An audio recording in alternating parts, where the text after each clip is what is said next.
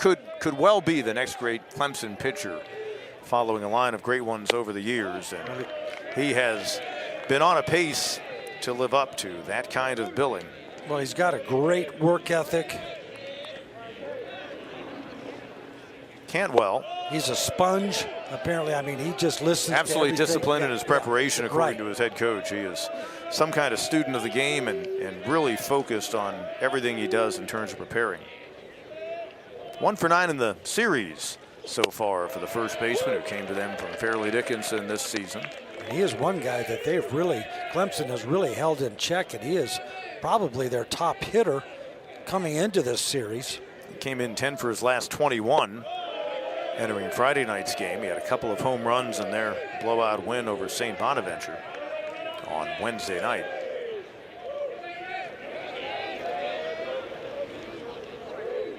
"3-1 pitch coming. And a leadoff walk to start things out in game number 2.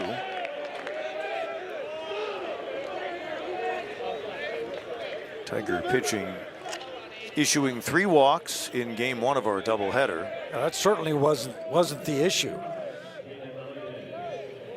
22 strikeouts over the first 2 games of Pitt batters, and again, that's the first Panther to reach in 18 batters in this doubleheader, as the Tigers retired the last 17 of game 1. Well, Pitt had, what, 10 hits in the first 4 innings? Skied to left. Crichton getting the start. About halfway up the terrace, puts it away for out number 1. A loud first out for Melendez, the catcher. Crichton came on as a pinch hitter in the first ball game and replaced Tristan Becerra in left field. Justin Fogel, another guy the Tigers have kept in check this weekend. Came into the day hitting .289. 2 out of 9 in the series. He was 2 for 5 in game 1. Guy who was the D3 national batting champion a year ago when he hit .497 for Penn State Abingdon. And you could see he's got a really nice flat swing, very compact. Hits the ball where it's pitched. Fogel from Yardley, Pennsylvania. Sits between Philadelphia and Trenton, New Jersey.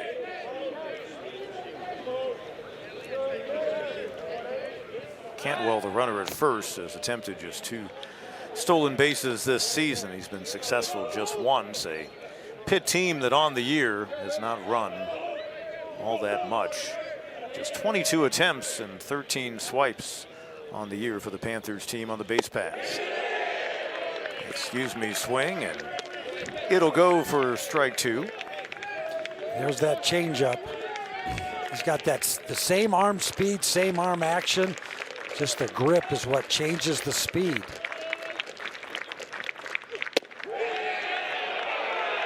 Stays outside. Fogel had a 12-game hitting streak coming into the weekend, but game number 1 on Friday night was 0 for 4.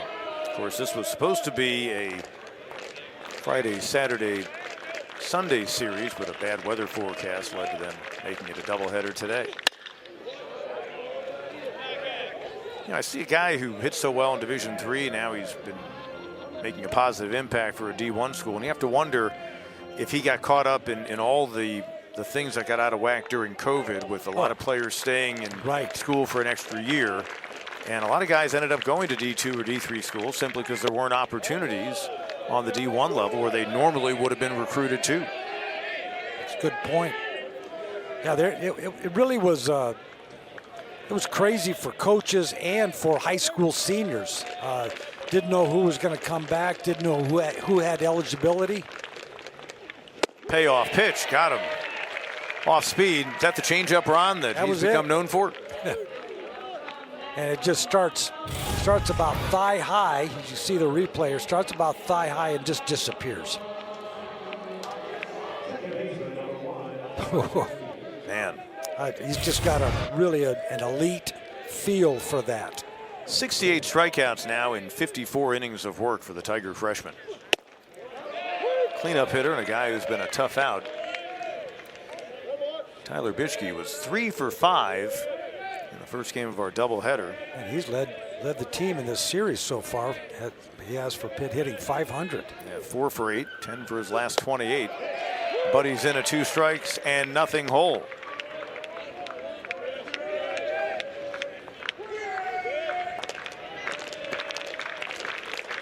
Tigers ended up stranding 11 in the first game. Panthers stranded 6 runners. Swing and a miss. 2 strikeouts in the inning for Canuck, trying to get Clemson back in the win column. No decision for him last Saturday when he faced Duke. First pitch swinging. Canarella chopper to Bitchke, and it's out number 1. And Reed out of Ridley Park, Pennsylvania. Haverford Academy looking for his first win on the season. In that game against Duke that eventually the Panthers won 11-10. He went 4 1/3, 6 hits, 3 runs. They were all earned, a strikeout and 2 walks. Now against Georgia Tech a couple of weeks back, he did go a season high 6 1/3. And earlier in the year, he had a career high 6 strikeouts against Cal. But they would like to see the same kind of start that they obviously got out of Sokol in the first game of the doubleheader. And last night, the Andrade kid who went for them, Ryan Andrade, for the first 4 innings, he was as good as they could have asked. He looked good. Well, he gave his team a chance to win. That's what you want. Jaron Purify looking to continue a good weekend. Kind of a low 3/4 delivery from Reed. Unusual. It makes it really tough on left-handed hitters. That's why you see this Clemson lineup loaded with righties. Only 2 lefties in there. He's got the average over 300. Pope on his horse in center, but he's going to catch up to it. Just shy of the terrace. And that's out number 2. A loud out for a guy who is 11 for his last 34. And Purify's gotten his batting average up above 300.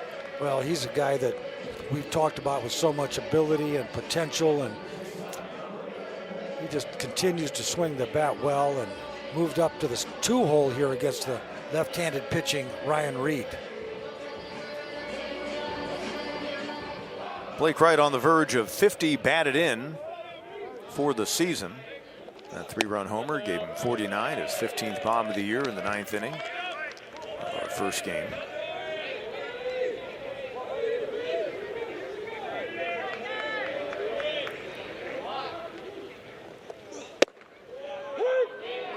On the inside edge for strike 1.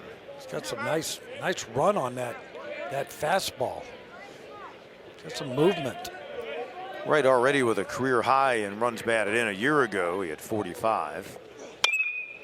Chopper, shortstop, short hop try by Kendro, not happening. Tigers have a 2-out base runner. Wright trying to extend it and get to second, and he does. It'll be an E6, but Blake Wright stands at second base with 2 away. Boy, if you look here, watch Wright get out of the box. I mean, from the very moment that ball was hit, even though it very easily could have been a routine ground ball to shortstop, he came out hard. I think that was the message from Coach Bakich between games. We've got to play hard. We've got to hustle, out-hustle, and out-scrap Pitt in this second game. Ron, did you ever coach your guys in that situation where Kendro found him trying to get the in-between hop? They never say let the ball play you, but in that case, might it have made sense to take a step back? Well, that was kind of a tough one. You got the one really in hop. between, yeah, right in between. And I think he had a great chance to catch it, but had he sat back on that ball, he would have really had to have made a good, accurate, strong throw to get right. Obertop 4 hits on the weekend, including his 10th and 11 home runs last night. Tigers trying to do something they've not achieved yet in this series and take the lead first. In fact, a sense of achievement for Canuck and the Clemson team. They kept Pittsburgh off the scoreboard in the opening inning for the first time this weekend. And that's hit high and deep to left. Back on it, Fogle looks up and it's gone. Another home run on the weekend for Jimmy Obertop. It's number 12 on the year.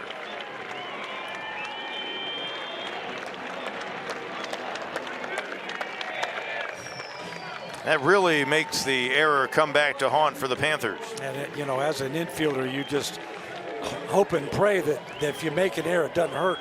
But that pitch was right down the middle, about waist high. Obertop did not miss it. He's been seeing the ball really well. 88-mile-an-hour fastball. about 403 feet, exit velocity of 108. The ball was crushed. 8th home run this year allowed by Reed, second on their staff.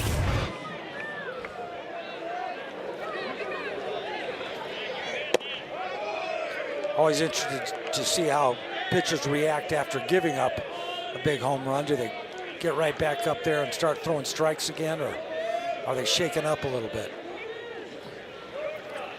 With runs unearned, as all that would come in this first inning from this point onward would be because of the 2-out error.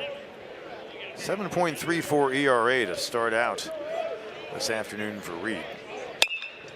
Mathis hitting in the 5-hole in game number 2 after he was second in the order over the first 2 games. Well, I'll tell you, he is going to be hard on left-handed hitters. I mean, he's, you know, that low 3-quarter delivery. He's long and lanky, hides the ball real well. Hit it from his catcher that time. 2-2 the count. I mean, it seems like he's starting his delivery. The ball's being thrown from behind the ear of the left-handed hitter. Panthers, 9 of their 16 wins have happened when they've gotten the lead first, but that will not be the case here in game 2. That's ripped to right. Over to cut it off is Funk. Mathis makes the turn. Funk had a hard time picking it up, and Alden Mathis stands at second.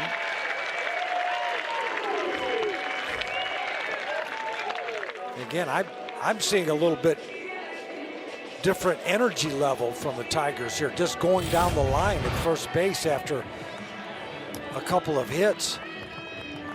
I mean, they're going out of their gangbusters, as they should. Why not? I mean, you're only up 4 times a game. In fact, other than Canarella, the leadoff hitter, it's an all-righty lineup for Mathis. And Alden Mathis, who just got the hit, overlooked him. So yeah, 7 of the 9 he'll face are righties. They've loaded up the lineup with righties against this left-handed pitching. At third, for some reason, the third baseman Burrows looked back the runner, didn't need to with 2 away, and a nice dig at first by Cantwell. Tigers, though, striking for a couple on the blast by Jimmy. Good time. Pleasant late afternoon, early evening to be out of the ballpark, to say the least. So Aiden Canuck stake to a 2-0 lead. He's got a 2.87 ERA, so coming off 8 innings, not allowing a run against a good hitting NC State team, and the good work he's done on the year, having allowed just 17 earned runs in 54 1/3 innings of work. You can say the odds are pretty good. The Tigers will be able to salvage a split and win this series. Popa, good hitter for the Panthers. 12 straight in which he's hit. Second time this year he's had a hitting streak of at least 12. And he's 13 for his last 27 for those hits coming on the weekend. Boy, what a good off-speed pitch. Yeah, there's that changeup again. The pitch before was his first attempt at a breaking pitch. He kind of spiked that, but went right back to that bread and butter changeup. Knock looks in like Andy Pettit, the former Major League pitcher, used to. That stays inside. Wow. Kind of that glare right over the top of the mitt. That's who he reminds me of. Yeah. A bit of a different strike zone so far in this game than we've seen the first 2 games. The first 2 games, a pretty big strike zone. It's been pretty tight so far. Payoff pitch. Which is fine as long as you're consistent. Popa, senior, spent his entire college career in his hometown of Pittsburgh. Played at Seton LaSalle High School. And again, a 3-2 pitch. Slow roller right, has to charge. Fast man running, and it gets him by a step.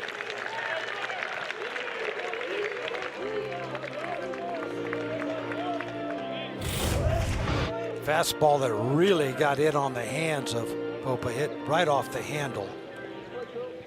Wright told us that his favorite position has become third base because he has played some second this year, and for a while he was leaning toward that. But didn't he tell us in a post-game interview after his heroics against Florida State that he's liking life back at the hot corner? Yep.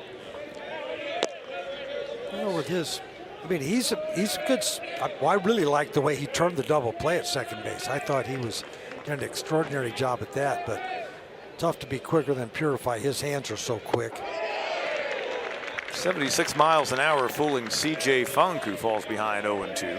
Had a good first game. 2 for 3. Couple batted in, a double.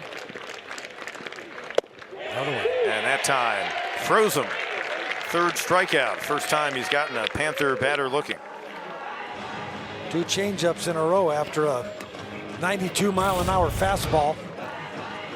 That pitch is right on the lower part of the strike zone.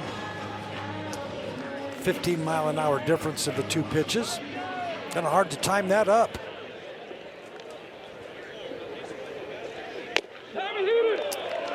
Caught a piece of Jonah St. Antoine. Second base runner in the game. Cantwell by way of the walk to lead off the first, and now with 2 outs in the second, Antoine on the hit by pitch.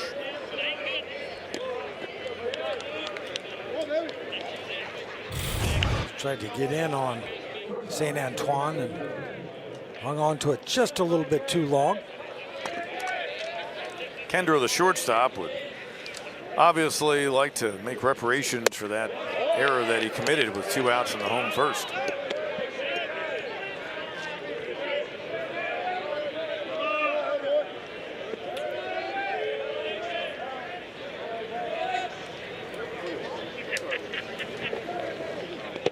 And bouncing one up there, runner will break for second, and Obertop's throw is late as St. Antoine is now in scoring position. Good read by St. Antoine.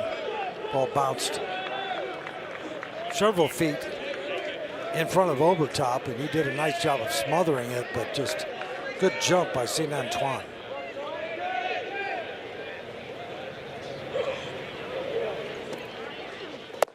(2-0), and Kendro takes outside. We have the benefit of a TrackMan device. I believe that pitch was actually a little bit low and off the plate. And again, that is a pitch that's been called a strike all weekend. 3-1, taking all the way.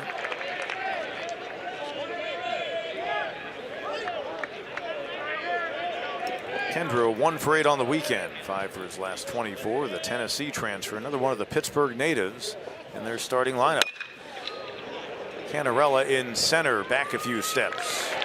Second straight inning, the Canuck leaves the DC championship team as a player and a really wonderful gentleman, and he is missed, but his memory lives on in this home of the Tigers, where Clemson is trying to get to 22-5 on the season in home games. Nolan Araki, first game of our doubleheader, as the DH came through with a hit and 4 at-bats.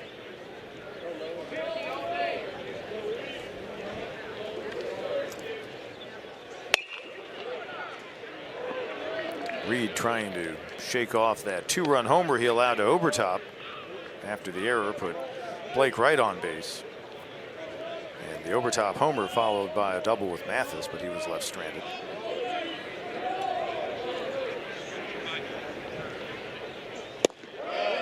Came sidearm that time. Yeah, I know he drops down a little bit, but that time it almost really went all the way. Kind of reminds you of his delivery of Chris Sale, the big league pitcher who has had so much success. Well, his head coach says that he delivers everything at an angle. Chopped Kendro, and the strong throw, good stretch by Cantwell at first for out number 1. A nice play by Kendro, and what you have to do on that play is when you're running away from where you are throwing the ball. In that case, he's running towards third base. You've got to try to aim it towards the outfield side of first base, because the tendency is for it to tail and come into the runner. Reed's delivery described as funky by his head coach, Mike Bell. Funky left-handers. There's been a lot of guys who've made a living as funky left-handers. Cooper Blauser back in the lineup, getting the start at first base. 2-0 the count. Tiger redshirt freshman from just outside of Atlanta, of course, where his dad was a star for many years as a shortstop for the Braves.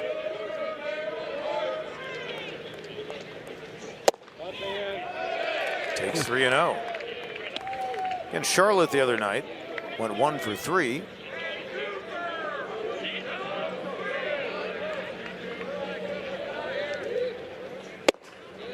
Taking all the way, and strike one delivered.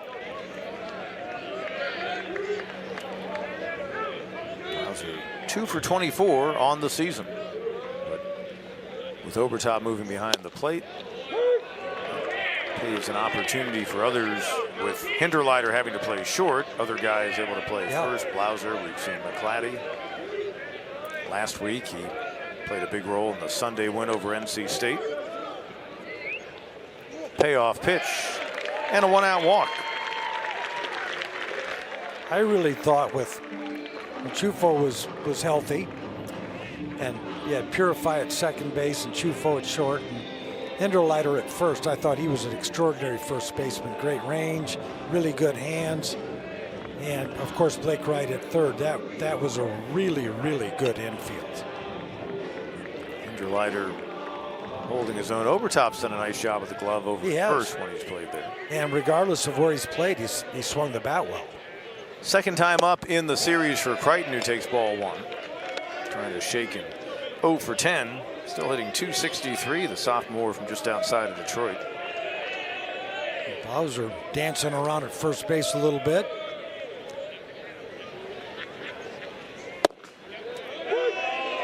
One and one. Tiger team that on the season is running spots, but 37 out of 46. So not all that many attempts. That's really what you'd like to see a guy do at first base, especially early in the game with the lefty. Get a big lead, make it a one-way lead, so you can get a look at that move to first base. There is a lot of movement in his delivery out of the stretch too. You got arms and legs going in lots of directions from Reed before he delivers to the plate. This might be a guy that you just go first move, and even if he throws to first base, you're hoping you can beat that throw to second base.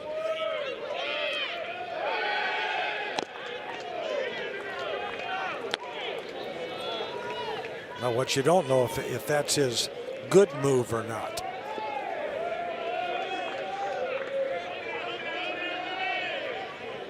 Panthers trying to win a first ACC series on the year. Chopped through the right side. Crichton singling. On to third goes Blauser. The throw won't get him. First and third, just one away here in the Tigers' second. Well, it's the magic hole with a man on first base. Obviously, the first baseman has to hold on the runner. Second baseman cheating a little bit towards second for a double play. Creates a massive hole in the right side of the infield. Really nice inside-out swing from Crichton. First and third for the Tigers. Opportunity for Cam Canarella. Still just one out in the inning. Moved into second place on the Tigers RBI chart with his 35th in game number one. Couple of hits in that opening ball game.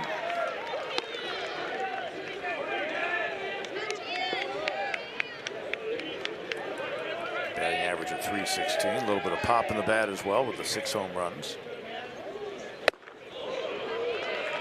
88 up. He'll hit his 91 or so in the fastball. 88 to 91.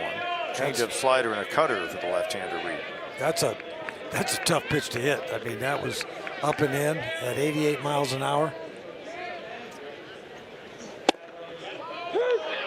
And ahead in the count, 1-2.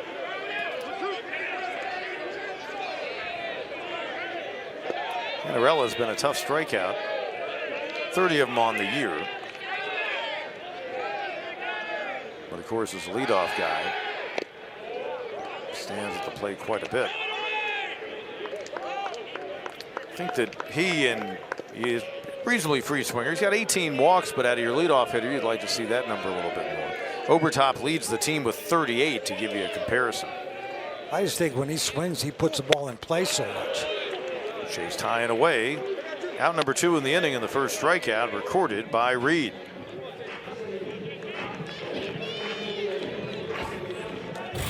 I just think that Reed is really, really tough on a left-handed hitter. Mathis able to stroke one into right field, but that was a hanging, breaking pitch. Panthers have a lot of work to do if they're going to make a 4th straight ACC tourney and just a 5th overall, 5-15 after their win in game 1. But tell you what, their weekend rotation, what we've seen so far, and granted Reed gave up the 2-run home run. He's in a jam, a little bit of a jam here, but you know, with a guy who's pitching centric as their head coach and a really good one in the ACC in his time at Florida State, Mike Bell, they've got enough at the front of their rotation. Frankly, you look at their pitching numbers are not great, but I think his frustration, and maybe it's because he's a pitcher, but Bell's frustration seemed to be more in the fact they just hadn't generated consistent offense, and for the most part had been hanging around 4 or 5 runs a game other than the few outbursts they'd had. Choppers short. Kendro flips to the bag. Pitchkey puts it away. Very nice piece of work by your team to win game 1. And boy, I'm really impressed with the guys you've run out there as starters so far. And Sokol looks like he's really turned the corner for you. What are your thoughts on his effort? Great effort today against a very talented lineup. You know, use the park to his advantage. And, you know, when I say this, attack the zone. And when our offense gives us a lead like that, as a starter, that's your job to kind of fill it up. They've got to really beat you. And I thought he did a good job of really mixing his 3 pitches and attacking the zone. And now you have this big lefty out there, Ryan Reed. He's kind of got a little funky delivery and kind of a low 3/4. He's tough on lefties. Yeah, it can be tough on lefties and righties. It reminds me of an old day Sid Fernandez kind of lefty from the Mets. It's a low slot for a big arm, and it's just not an easy at bat, you know. And you know, credit to Clemson. You know, he let one leak out over the middle. Yeah. I would have liked to make the play. The hitter before, I thought we were ground ball. We were in the dugout, but you know, tough play for Kendro on a short hop. Credit to them to come out and respond.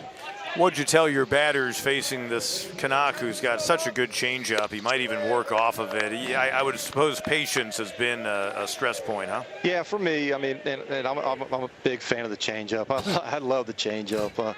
And anytime you can see a guy like him that's got 15-mile-an-hour difference with a 92, 93-mile-an-hour fastball, the way he's throwing that thing, you got to make him throw it for a strike. That's the biggest thing. You got to be able to see it up. And really kind of spit at it until you get the 2 strikes. The hard thing is you can tell these guys are not recognizing it. That's why they're swinging through it before they get the 2 strikes. Coach, thanks so much, and good luck to you and the Panthers. Safe travels back to the Steel City. I know you got a rival coming up here, another one with West Virginia. Yeah, thanks again for everything you guys do here. It's a great atmosphere, and appreciate everything. Mike Bell got win number 123 in his 6th season at the helm of the Panthers, and his first head coaching job. A tour of various schools, including his alma mater, Florida State, as a pitching coach before he took over at Pitt. Burrows going down on strikes, the 4th already here in the 3rd inning for Canuck. Top of the order, Cantwell, who does a good job reaching by way of the free pass. Picked up his 40th walk of the season, his first time up, was left stranded. His 2 base runners so far, one by a walk and one by a hit by pitch. Breaking pitch and then change up. Really tough. Now you got to be ready for the 92, 93-mile-an-hour fastball, but it's another changeup. Long run, Crichton, and it's going to drop in. First hit of the game, and the 2nd in the series for Luke Cantwell. Well, he was fooled. He just really was just trying to stay in the at-bat. Maybe foul it off and was able to get enough of it to dump it into left field. Jaden Melendez, 2 for 9 on the weekend, 6 for his last 25. Catcher from Miami, transferred in from FIU.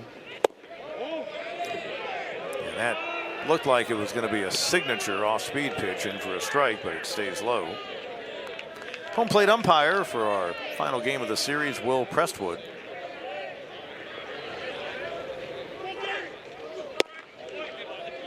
Really interesting, the defensive alignment for Clemson. In a double play situation, you've got Purify basically playing directly behind second base. Huge hole. Of course, you've got Blauser holding on the runner. Chopper foul. But it would be a bit, if the ground ball goes to right, it will be an awkward angle for Purify coming in to turn a double play. interesting to see here. Did he go? Yes, says the first base umpire, and that's significant. Michael Holman, less than 24 hours ago, was the bane of the Clemson fans' existence when he was at third, and several times either rung up a Clemson batter who swung or did not ring up a Pittsburgh batter who swung, based on what he saw on a swing and a miss. And a second strikeout in the inning for out number 2 for Canuck, and now he's got 5. To that signature changeup. You heard Coach Bell talk about recognizing and laying off that pitch until you have 2 strikes, and then you have to really protect. It's a devastating pitch. He also said it was his favorite pitch. Justin Fogel was the first Another one of those to go down on strikes in our ball game against Canuck, and he takes strike 1. And we've talked about this. Most guys pitch off of their fastball. Canuck right now is pitching off of his changeup.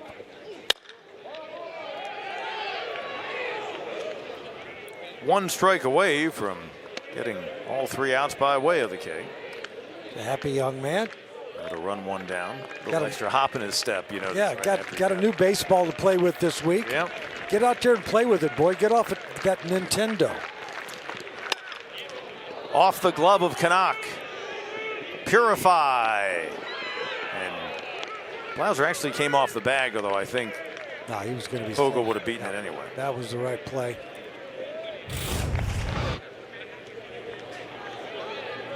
Ball's hit pretty hard. I'm not sure with the shift if Hinderleiter would not have been able to make the play. Instinctually, Canuck reached his glove out there and base hit. Tyler Bischke, runners on first and second. A mile high, Hinderleiter is short. Shouldn't be an issue. 2 runners stranded for the reached on the Kendro error. This time he lines it past the shortstop. Second time on in as many plate appearances, and a leadoff single here in the home third. Well, it's a fastball that's really in on right. Right has the ability, as we've talked about, to get his hands way inside the ball so that he can get the fat part of the bat on the baseball and drive it up the middle. The tendency there is to hook it foul, but Wright does a nice job with that pitch. Jimmy Obertop followed the error by Kendro with a 2-run blast, his 3rd homer in the series, 12 on the year, swinging downtown right there. He was looking for another one, wasn't he? 403 feet, got out of there in a hurry at 108 miles an hour. 3 behind Wright for the team lead. Obertop, a couple of home runs to left, and opposite field blast, his 2nd last night, went over the fence in right field. Got up to the Cajun Cafe. Tiger transfer from Michigan, limited to just 19 games a year ago due to injury. But he has been an important piece of the puzzle this season, and he goes down swinging. Second strikeout for Reed, out number 1 here in the Clemson third. No kidding. I mean, he has been played a pivotal role. Good looking pitch there. Some kind of off-speed action there. Might have been his changeup. Good pitch. Bottom of the strike zone. Alden Mathis, one of 2 lefties in the Tigers lineup, doubled and was left stranded in the first. 2-4-0 for Clemson, 0-2-1. For Pitt, that 1, a very important number, the error that led to the Obertop homer. Runner moves up to second, so Wright stands there now with 2 away, and Hinderleiter will come up. So really, that's a good point. Reed has really pitched quite well. At the most, it should be a 1-0 game.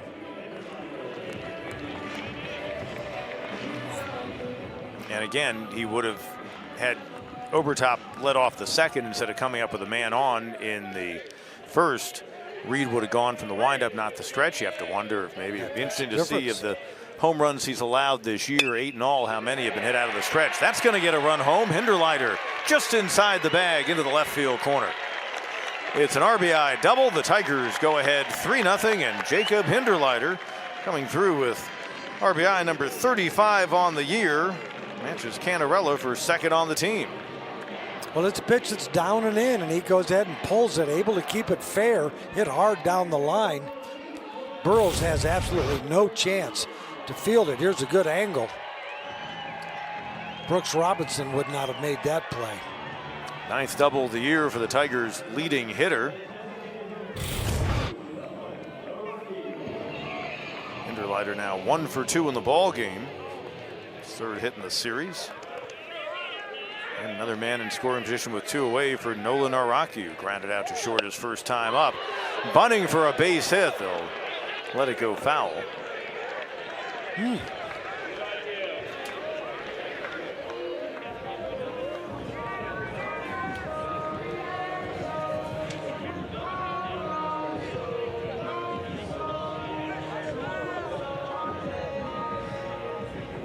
I mean, you kind of think of Naraki as a guy who hits with some power, but he gets down the line really well. I like the idea.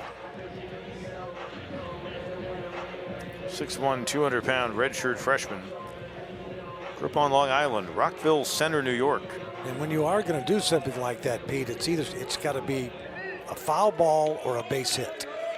And then, now you got the third baseman. Now he's moving back, but he was playing pretty deep, and Naraki saw that. What you can't do is bunt it back to the pitcher. You've got to make it down that line if you're going to try.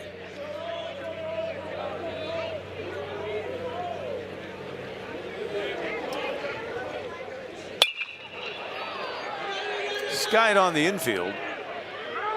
And the second baseman, Bishke, for out number 3. But the Tigers add another run on the RBI double. 2 out RBIs worth their weight in gold, and we've got 3 of them so far.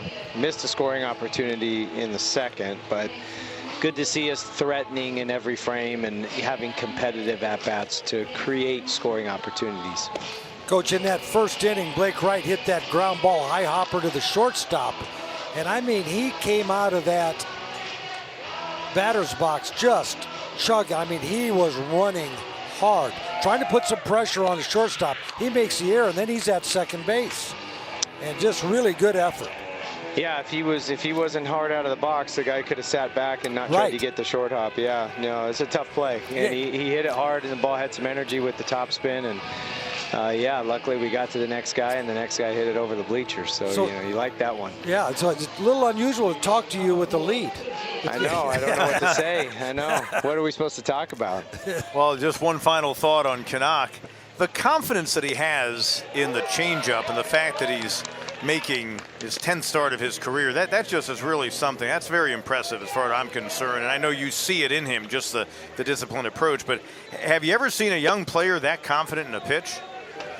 Yeah, I think so. I mean, it's just everyone has a different kind of a special pitch, whether it's, a lot of young kids, it's a fastball or a breaking ball, and that's their bread and butter. You don't see many young kids as freshmen or out of high school that use the changeup. It's usually a developed pitch when you need it in college. And for him to come in here with good feel for it and be able to use it anytime certainly is a big weapon for him.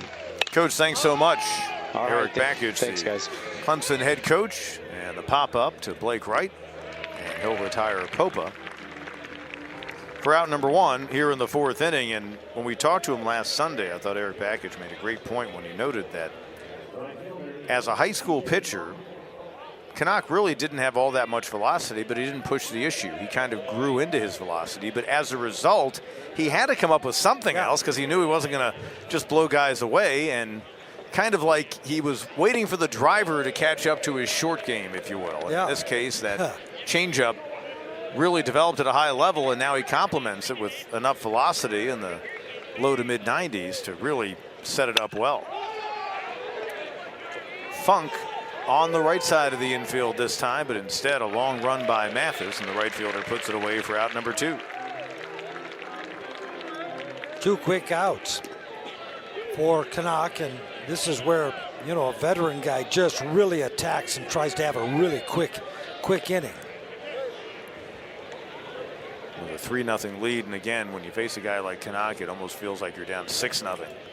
But isn't it a compliment to him that, you know, too many young kids will try to overthrow and get themselves in a bad injury situation as high schoolers, so they want more velocity. It's all about the velo, but, you know, Canuck really kind of a counterintuitive way to build himself into an elite pitcher. Yep, no question about that. It was beneficial to him. I mean, you come in as a freshman with a really good arm and already have a changeup that's developed. That's really a good thing. You saw the Pitt coaches take an offensive timeout after the 2 quick outs, trying to break some rhythm. Yeah, break the rhythm a little bit. You see that with National League teams whenever there are a couple of quick outs. And especially the leadoff batter hit after the pitcher, he would always take some time to let the pitcher get some rest. And I guess you'd see it today with the universal DH in the major leagues. If there are a couple of quick outs, you want to let your pitcher who's not going to come up to the plate get a little bit of rest in the dugout, depending on how stressed he's been. Not closing in on 60 pitches. We were told he'd be a little bit limited because he's pitching on one less day of this locale of Syracuse and enjoying college baseball. Of course, the Syracuse Orange don't play baseball, so he transferred to a school where he can go out to the ballpark. Cooper Blauser reaching on a walk in his first plate appearance. Center field, and Popa puts it away for out number 1.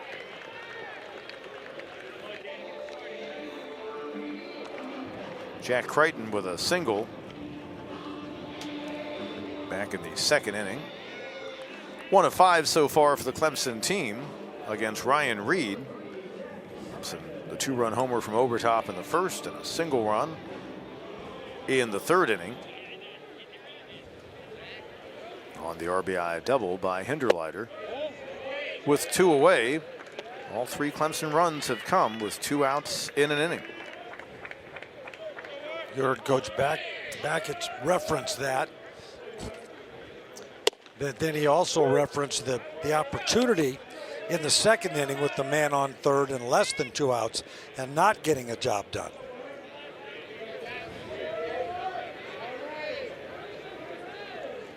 Their bullpen worked 3 2/3 innings last night. They used 3 pitchers out of the pen. Then in game 1 today, Fireved and Fox covered 3 innings.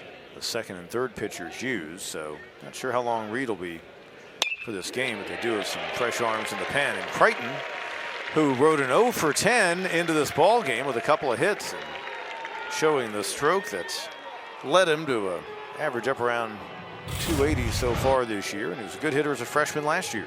Yes, he was, and it's actually a pretty good pitch down and away. Crichton just drills it into center field. His first at bat, he went the other way with a man on first base. Hit it in the 4 hole, and that's a good way to get out of a slump. Cam Canarella, 3rd time up in the game. He's grounded out to 2nd. Went down swinging his last time up. Takes strike 1 here. 2 strikeouts in the game for Reed.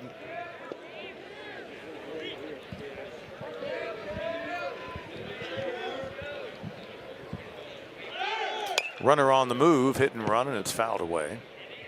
You have to wonder if, because this Clemson team doesn't necessarily emphasize guys at the top of the order to steal a lot of bases, if they've considered moving Canarella down to the 2nd or 3rd hole and letting him try to bat with traffic on the base pass whenever potential traffic on the base pass. Well, that's why it's so important for the 8 and 9 guys to be viable.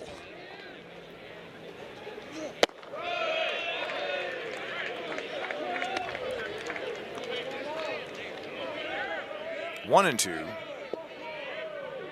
With the way Canuck has been pitching, Reed trying to keep that runner Crichton at first and keep this a 3-0 game as he delivers ball 2.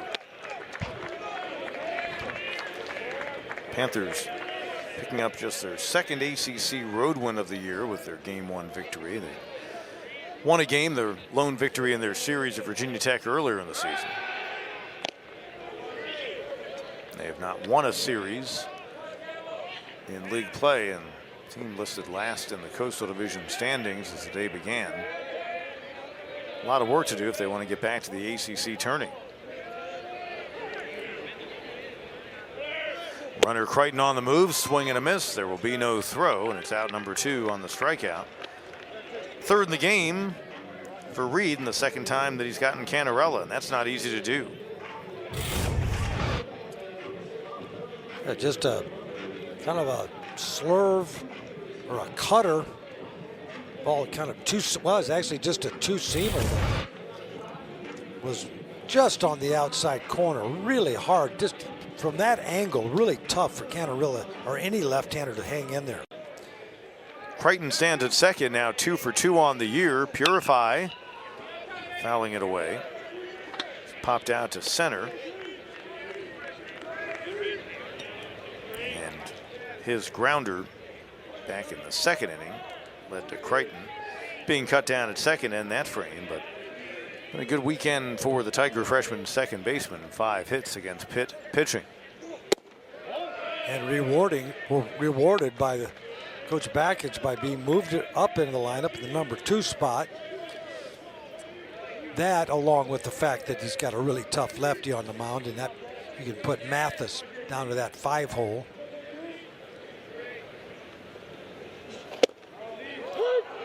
Inside corner, 1-2 the count. Tigers have had a man on base in each of the first 4 innings.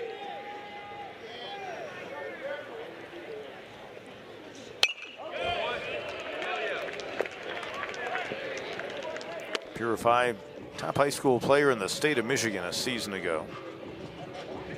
You would think that he welcomed the move south and not having to work out almost exclusively indoors during the winter months.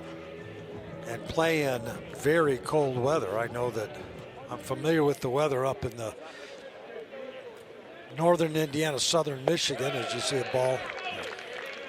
It's nothing like the February and March cold that we experience here in the early stage of the season. I mean, it can be chilly for games at Doug Kingsmore then, but up there it's 40 degrees up there and windy right now. And that wind comes from the Rocky Mountains all the way across the plains.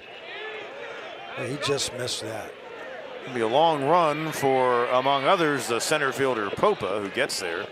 Called off his shortstop Kendrow. Here in the 5th inning, Jake Kendrow, the shortstop. I usually associate a changeup that sets up a fastball with lefty pitchers. I don't know. Yeah. Maybe I'm wrong about that. Isn't it more common for a lefty usually to live off the changeup as a set-off pitch than a right? I agree. 1-1 the count. Kendrow flied out to Canarella his first time up. Generally, guys throw fastballs, and then their second pitch is their slider or some kind of breaking pitch, and their third pitch is the changeup.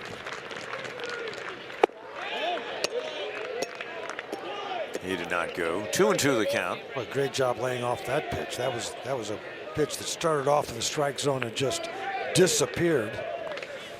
Kendrow's 1 hit on the weekend came in game number 1. He came around to score. Called strike 3. 7 strikeouts. Second time he's gotten a batter looking. Really good pitch right at the bottom of the strike zone.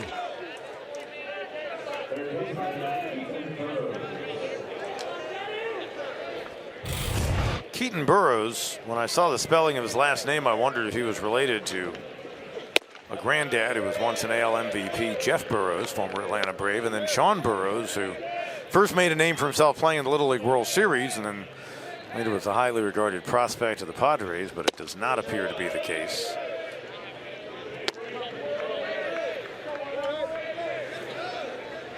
This guy comes from Odessa, Florida, played at Calvary Christian, freshman, getting a start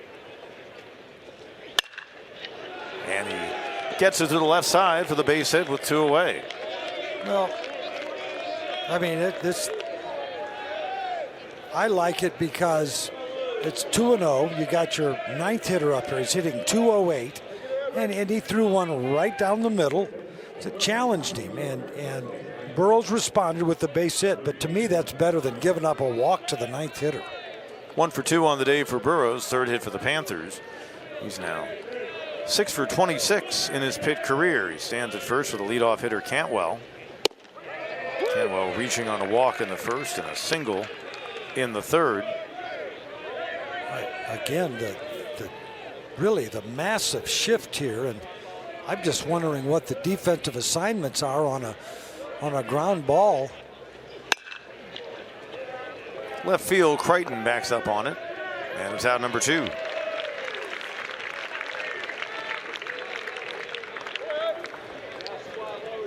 Captain Melendez. Catcher has flied to left and gone down swinging. Brother of Kansas City Royal MJ Melendez.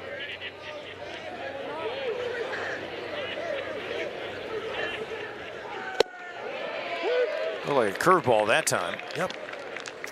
See the shift on for the catcher from Miami.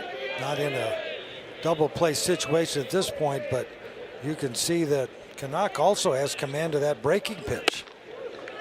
And again, you put the shift on, he delivers the first pitch off speed, but he kept it on the inner 3rd. He puts that out over the plate, and all that Melendez would have had to do is reach out. He might have an extra base hit. And just a massive hole between 1st and 2nd, basically the entire baseline, 90 feet.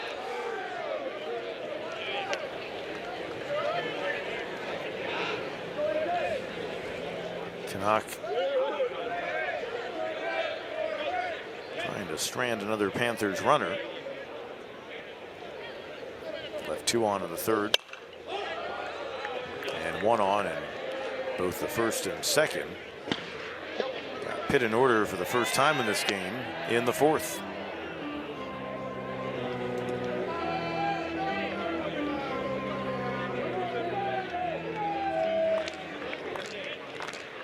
I wonder if they're sharing the popcorn. 1-2 coming for the 2nd place hitter in the Pitt order. Count evens at 2-2. 2 for 10 on the weekend. 6 for his last 26. 244 hitter at the start of our 2nd ball game.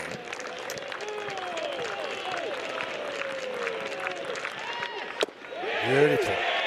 Fooled him. 8 strikeouts. Has scored 2 of the 3 Clemson runs. 1 for 2 in the game, and he'll rip it down the left field line. Fogle chases it down right, steaming towards 2nd. Headfirst slide for a leadoff double. 12th 2-bagger of the year. Actually, not that many. A 6th 2-bagger of the year, but another extra base hit for Wright and a man in scoring position. Once again, he just comes barreling out of that batter's box. He knows he has a chance for 2. He went hard, made a really nice turn, touched the inside part of the base. Great job running the bases. And remember when he reached on that error, he legged it out and got to 2nd base on the miscue by the shortstop Kendro. Obertop now with Wright again at 2nd base. When Wright reached the other way to get that runner to 3rd base with less than 2 outs, or do you let him swing away? I mean, he's swinging the bat really well. What's your thinking on that? Well, ball 1 delivered, 1-1 count. I'll tell you what, you can tell him to go the other way, and his thought might be, I'll repeat what I did last night. Good point. Yeah, I mean, he home run over the wall in right field. Yeah. I'd say you're up 3-0. You're in the middle innings. You've got your ace on the mound for at least another inning, maybe 2. Let him swing away and see if he can add 2 more runs with just 1 swing of the bat.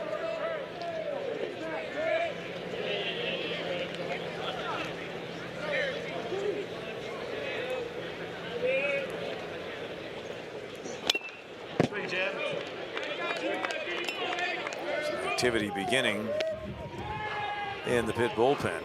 Reed has been somewhat efficient, just 69 pitches thrown, but they've got Kyle Mosley, the righty. Porter, the left-hander, getting loose. We've seen neither so far this weekend. And over top does indeed go the other way. High and deep to right, and it's gone. Second time this weekend with multiple homers in a game for Jimmy Overtop, and the lead grows to 5-0. Well, if he in fact was thinking the other way, it worked out really, really well. It's a pitch that's out a little bit, off-speed pitch, and he sits back and drives it. Same thing he did yesterday, kind of an inside-out swing. Really good looking swing here. And he's strong. 13 on the season. And I mean, the key here is the ball's just about belt high. You just got to keep the ball down. 2 strikeouts did not allow a hit or a run, didn't factor in the decision, as the Mountaineers knocked off the Panthers 6-3 in one of their rivalry battles.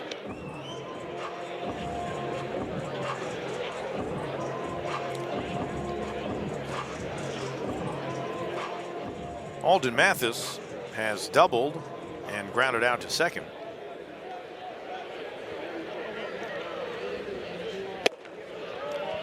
I mean, here you see Porter, who's left-handed, but his release point is probably maybe a foot towards first base, whereas you had Reed, it had to be 3 feet towards first base. I mean, just a completely different angle.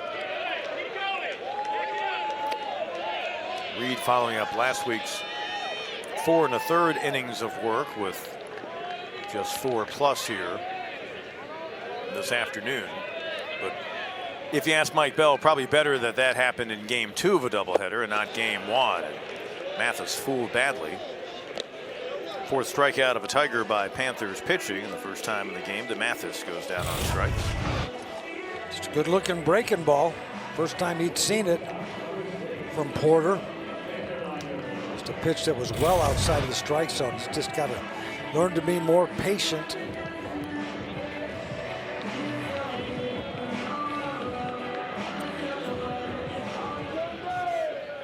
Jacob Hinderleiter, an RBI double his last time up in the 3rd. Moved back into a tie on the Tigers' RBI charts with his 35th with Canarella. They trail Blake Wright, who was 14 so far in the season. Another big cut.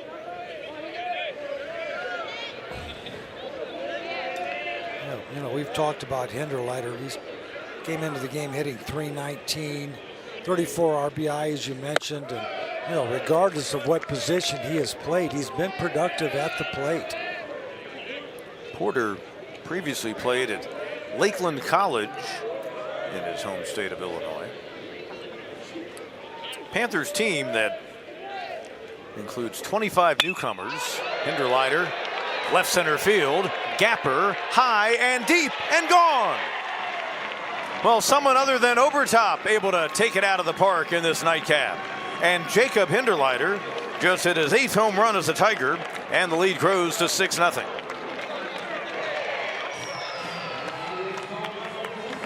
Boy, just an absolutely gorgeous swing on a fastball. It's a pretty good pitch. It's on the inside corner, and again, he's able to get his hands inside the ball so that he can get the fat part of the ball and drive it to left center field.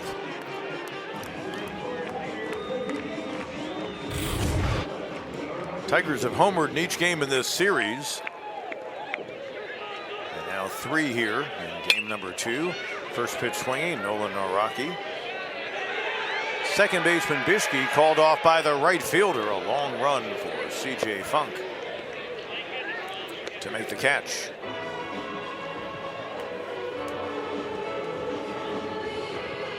Two outs in the inning. Cooper Blauser due up. Hey, Popa was playing pretty deep there. That seemed like that's a ball that he should catch. A couple of home runs in this 5th inning. Tigers blowing the game open. They fell behind Friday night 4-0, rallied for a 6-4 win. Then game 1 today, they Down 8-0 through 3.5. Eventually falling 8-4. Tigers have won 8 of the 13 played against the Pitt Panthers. And well on their way, obviously, to a 9th win.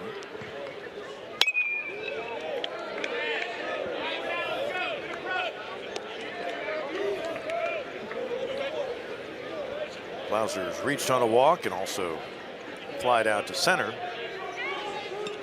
Limited opportunity this year, but does have a home run to his credit.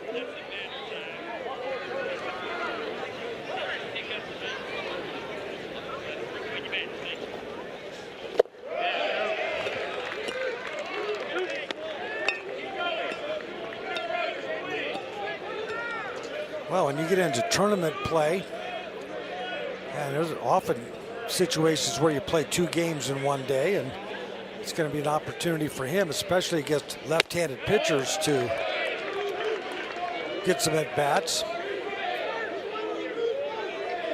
If you weren't with us in game 1, yesterday before the game, Eric Bakich indicating that Will Taylor would miss some time after the game last night than before today's game. He confirmed that surgery for the Tigers left fielder on his injured wrist. They do hope to have him back before the end of the year.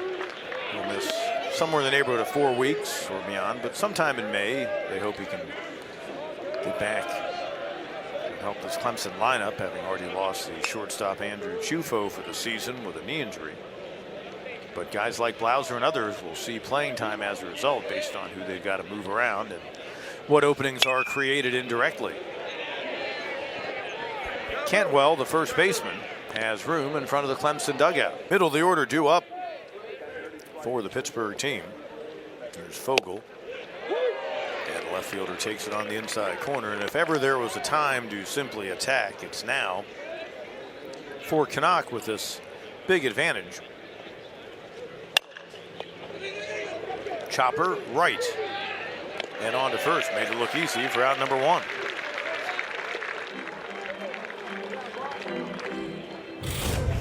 Just 2 fastballs, and that second one gets in a little bit on Fogel. Easy play for right on the run.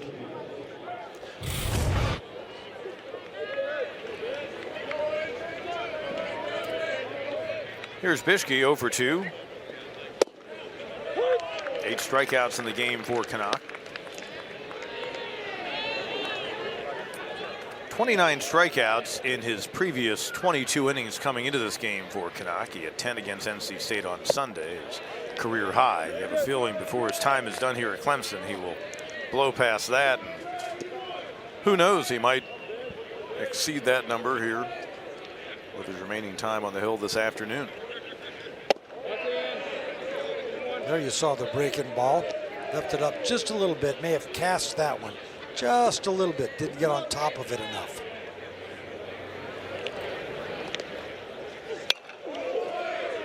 Two and two the count. So having come back with the 93-mile-an-hour fastball, now you're just wondering, you're thinking if you're a hitter, is he going to try to get me to chase after that changeup? Yeah. It's just been such a devastating pitch for him, a wipeout pitch for the Tiger freshman out of Fort Myers, Florida. Little looper, Purify right there for it. First 2 batters retired here in the Pittsburgh 6th.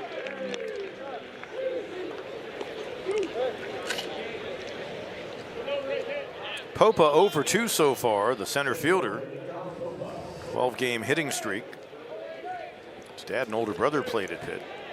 And earlier this season, Dom Popa's 19-game hitting streak matched his brother Nico's best when he was playing for the Panthers. So second time this year he's hitting at least a dozen games straight, but the way things are going in this ball game, he may not want to miss an opportunity like right there as he goes the other way, and indeed extends that hitting streak to 13 in a row, and it's a 2-out base runner here in the 6th. So that's strictly a function of a guy being a bunt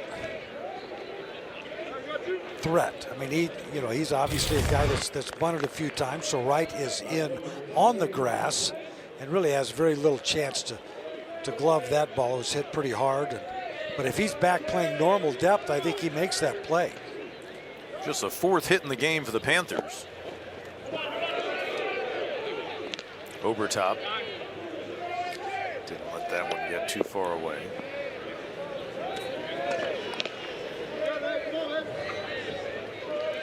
And just like Clemson in the first game, I mean, Pitt's just trying to get base runners, just trying to get that train rolling, bring the next guy up, bring the next guy up. Stay, settle in, young man. Keep doing what you're doing. C.J. Funk sees the count go 3-0. Right fielder made that nice running catch in the bottom half of the fifth inning. 0 for 2. Caught looking, fly out to right. A couple of hits on the weekend. A .275 hitter coming into this second game of our doubleheader.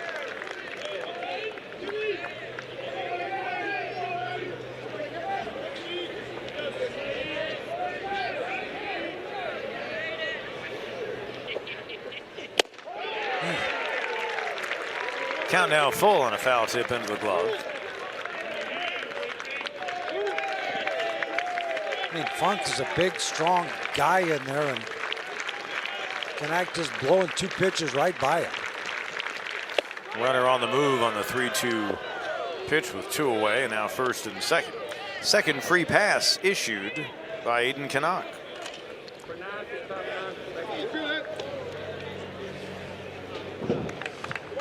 Well, the guy who had the big blow in the opening game for the Panthers, about to stand in as a pinch hitter, Josh Spiegel, as Mike Bell hopes that one swing of the bat can get his team back in this ball game.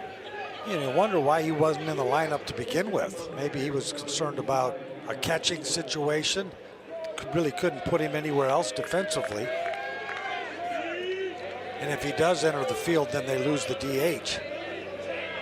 An opportunity for Nick Clayton, who's had some mixed results this year. The senior has had trouble throwing some strikes. He's had, 10 walks and 11 innings. Spiegel, the home run, his lone hit in the series. But he is 7 for his last 23. 2-0 in the count. He was the DH last night. He was the catcher in game 1. He's a physical presence in that batter's box.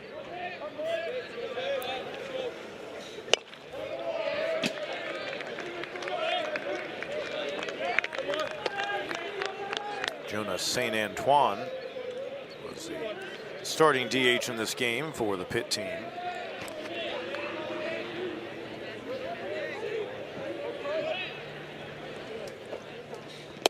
Good pitch.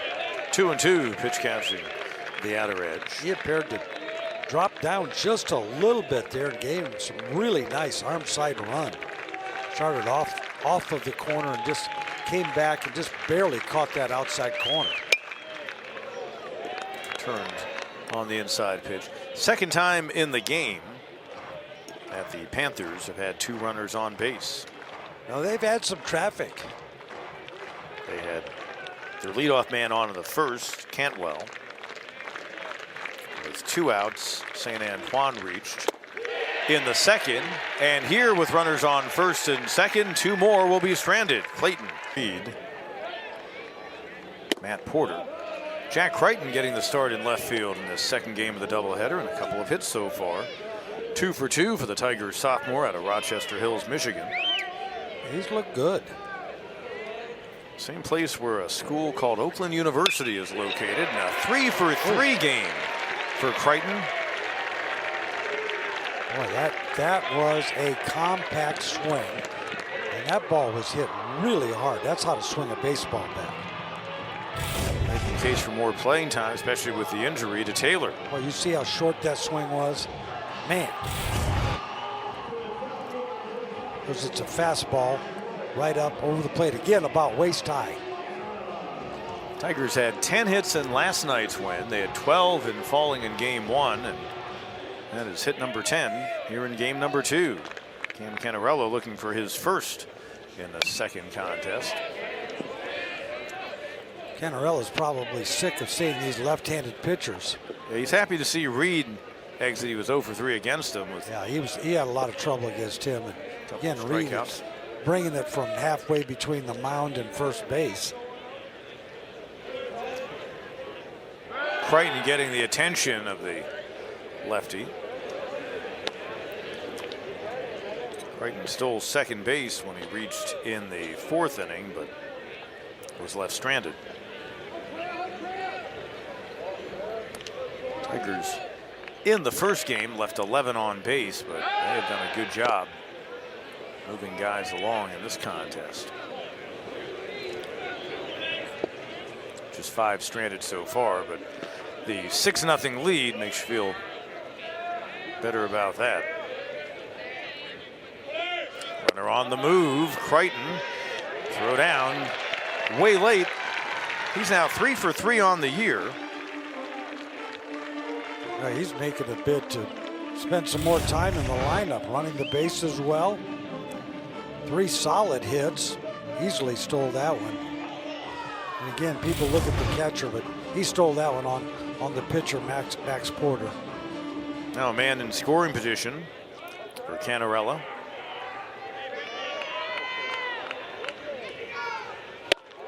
Now, see, this is a situation where if you're struggling against lefties, you got a guy at second base, nobody out. Why not take one with you down the first baseline? The worst thing you have is a runner at third with 1 out. You advance the runner, you might get a base hit. First baseman's playing deep. 2-1 pitch. 3-1. And Cantwell, to your point, the first baseman playing almost on the edge of the outfield grass. You got the left-handed pitcher falling off towards third base. I'd love to see him drag bunt here. Maybe not with this count now, 3-1, but. Count goes full 3-2, Cannarella. Yeah, you heard somebody in the Clemson dugout do a job now. And what they mean by that is hit the ball to the right side. Now with 2 outs or 2 strikes, you just want to put it in play. Pull it if you can. 35 batted in, tied for second. Actually now third on the team behind Hinderleiter.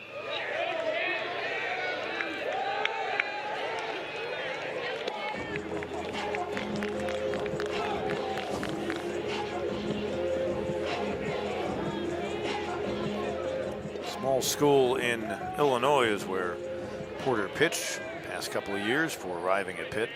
Noted they have 25 newcomers, 14 are transfers. Chopped up the middle, backhanded. Bitschke, fast man running, and he gets him by a step. Crichton moves to third, stands there with 1 away, so he did hit the ball to the right side. He does the job. You'll see his teammates. I know that Cannarella not happy because, boy, that was close. He got down the line really well. Good play by Bitschke.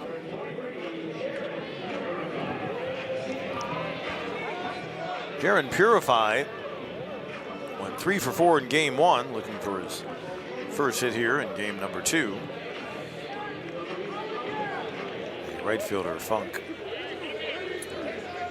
rather the center fielder Popa, had to make a long run to make a catch on a pop fly. Purify's last time up. You see this Pittsburgh infield playing end as they should in this case. They can't afford to give up another run. But, you know, there's Mike Bell coming out, probably going to make a change here, get a righty on righty situation. After having the lefty face the righty batter.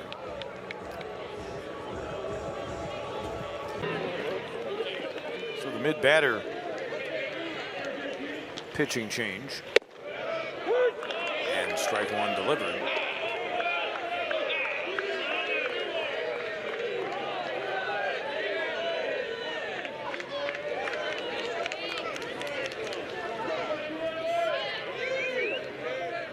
Keep in mind, Purify does lead the Tiger team with 6 sacrifice bunts. And with a man on third, they still swing away. He's going to get it done that way. Going to be a sac fly. Popa in center makes the catch.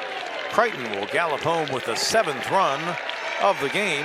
RBI number 22 on the year for Jaron Purify. Makes it 7-0 Clemson. Now that is how you manufacture a run. Solid base hit, steal a base, nobody out, man on second base, pull the ball, get into third, sacrifice fly.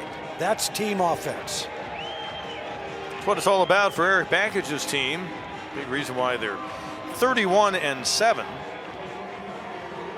When they fell last Friday at NC State, it was the first time all year long they had lost back-to-back games, which tells you everything you need to know about just how successful they've been. Wright ripping it foul. Been on base all 3 times he's been up and scored 3 runs. Past 2 at-bats, a single and a double. Hit a 3-run homer, his 15th of the year in game number 1. You mentioned they hadn't lost consecutive games. It's been a really resilient team, not only from game to game, but from inning to inning. They've had a remarkable ability to answer back after giving up some runs in the top of the inning, to come right back and score 3 or 4 and just to change the momentum of the game. And I think they've really bought into Coach Bakkich's philosophies. And why wouldn't they? I mean, they've had some success. They won 17 in a row at one point late last year. Shift on the shortstop Kendro. Wright and the Tiger. There. That they do. Kendro, the shortstop, leads off against Clayton on for a 2nd inning of work. Got the strikeout of Spiegel to close out a mild threat by the Panthers in the 6th inning.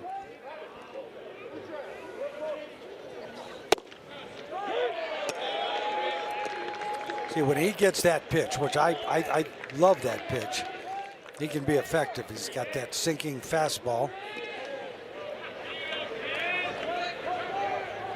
Kendro slide out to center, caught looking. One of 8 strikeouts by Canuck. Back in the 5th inning.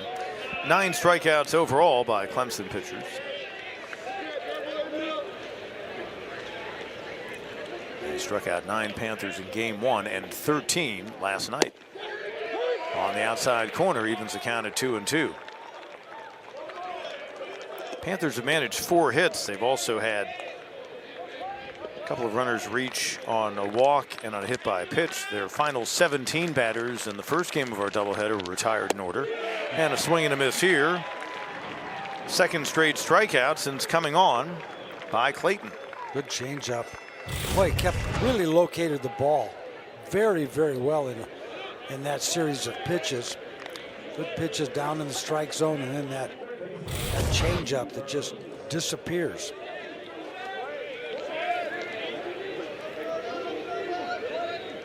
Keaton Burrows getting the start at 3rd base in this final game of the series. And he singled his last time up. Was left stranded in the 5th.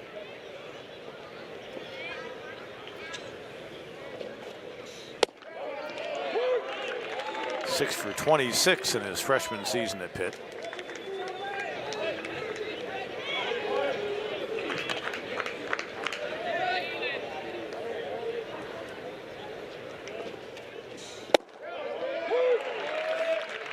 Staying ahead of the batters. That's what you want to see in this kind of ball game. And it's not something that he's done that much of. As I mentioned, I believe he had 10 walks in his first 11 innings. And it's really good here, though. Keeping the ball down, throwing strikes on that little slider.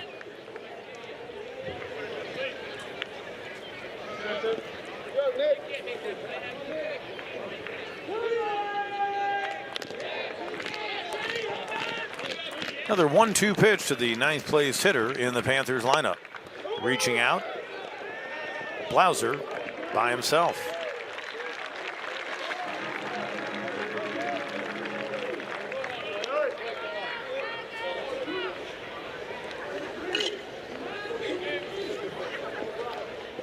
Clayton had some bumps in the road, but he is 2-0 in the season. 5.02 ERA.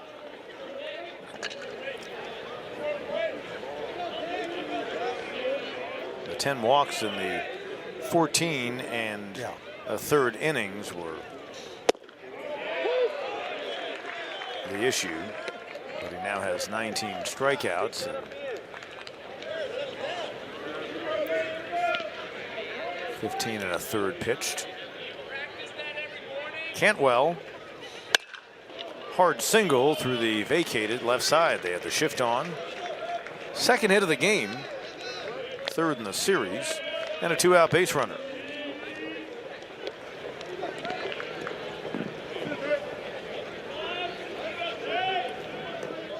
Five hits now for the Pitt team. Jaden Melendez.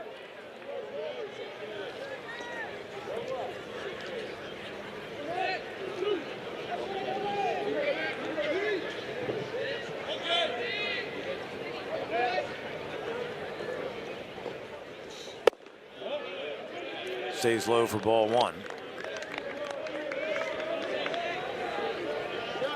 And you see Crichton pretty deep at left field. Want to play in that no doubles defense. Right guarding the line a little bit, not much, but some. He's probably inched a little bit towards the third base line.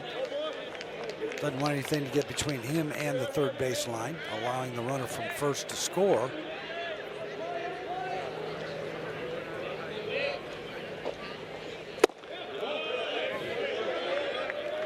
Change up there. Crichton's thrown some pretty nice change ups. Excuse me, Clayton. 2-1 the count. 0-for-3 game for Melendez, their top power threat. And the count goes 3-1.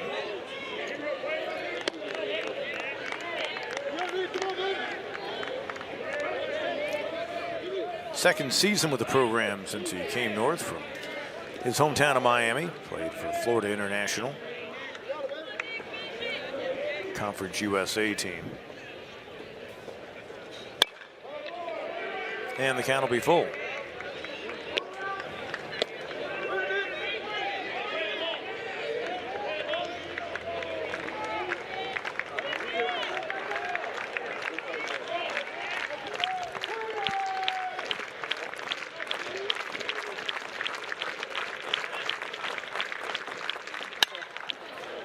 Sky to center. Canarella puts it away for out number 3. Panthers retired here in the 7th. Well, a first baseman, also a catcher. A very solid job behind the plate. Tigers have really gotten good work behind the plate, handling the pitchers and framing out of both Obertop and Gerald. And Gerald, yeah. We've talked about how well Gerald frames pitches, and I think Obertop's big strength is, he just missed that one. Obertop's big strength is obviously he can hit, but I like the way he handles pitchers. You know, he's not afraid to get on them a little bit, really encourages them to throw strikes. He obviously knows Coach Backage. He played for him at Michigan. Fogel and left, retiring him on that fly ball to left. Alden Mathis, double and left, stranded in the first, has since grounded out to second and gone down swinging. With the lefty starter Reed for Pitt, Mathis was moved from up high in the order, batting second behind Canarella, down to the 5-hole.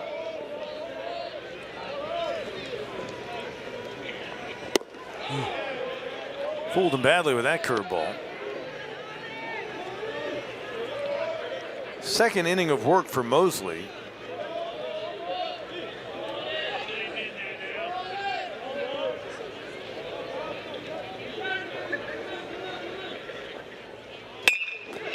Ripped past the reach of the second baseman Bishke. 2 hits in this ball game for Alden Mathis. Well, Mathis does a nice job on an off-speed pitch that is away from him, but he's able to pull it into the 4-hole. Sat back long enough to be able to get the good part of the bat on the ball. Mosley will now work the runner on first. Mosley a year ago was the Sunday starter for the Pitt team. He is now working out of the bullpen. Pitched last Saturday against Duke. Runner at first, Mathis faked as if he was going to try to steal second. Inning of work with 2 walks, a strikeout, didn't allow a hit or a run against the Blue Devils. They've found him to be a better asset, I guess, coming out of their bullpen this year. 1-1. Mathis, the 11th hit for the Tigers. This guy's got 2 of them. RBI double back in the 3rd, and then the solo homer. A couple of batters after Obertop hit his 2nd in the 5th. Foul territory for Cantwell as he ranges over toward the dugout and makes a grab right in front of it. 2 away here in the Tigers' half of the 7th inning. Nolan Araki 0 for 3 with a ground out to short, pop out to second, and a fly out to center. Yeah, on that ground out to short, I was impressed with his. I didn't realize he ran that well. He got down the line in a hurry. Just a freshman. He's got some big power. 4 homers so far.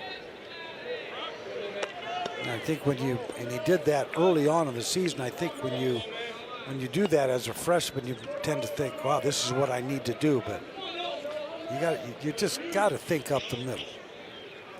5 for his last 28, and he takes strike 1.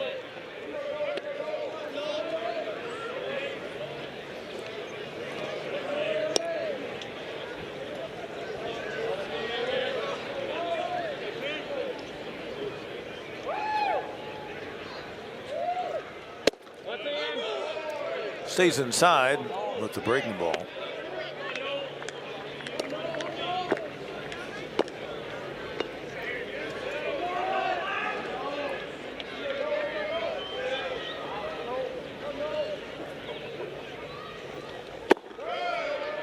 Tigers trying for a 32nd win on the year, and again, well ahead of last year's pace when they finished with 44 victories. They got off to a pretty mediocre start last year. Yes, they did. I think and again, this is when I think Coach Bakich was trying to install and instill in his players the beliefs that he holds dear. 17 games, actually it might be 16 because of the, trying to think of the ball game against South Carolina will be made up. Anyway, they've just under 20 games remaining, but obviously legit chance to match last year's win total before the end of the regular season, and head to postseason play on the verge of getting another 50-win season for this program. Kind of a wry smile on the face of Mosley as he made the throw over, and had Mathis scurrying back to first. 3-1 pitch, and the Tigers have 2 on with 2 away.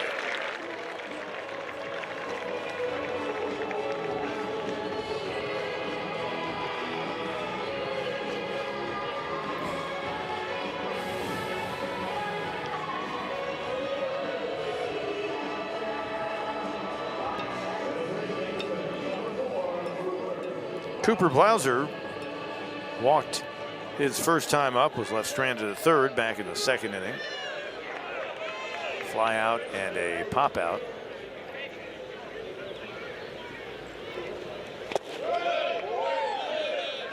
Melendez keeping the ball close by. Of course, as a hitter now, you're looking out at a pitcher. There's shadows all the way out to him and then sunlight behind him. Yeah, that's kind of tough. This might be the worst time because the pitcher is in the sunlight and the rest is in shadow. So kind of hard to pick up the spin. So right about across from first base, across the mound to third base is where the shadows begin.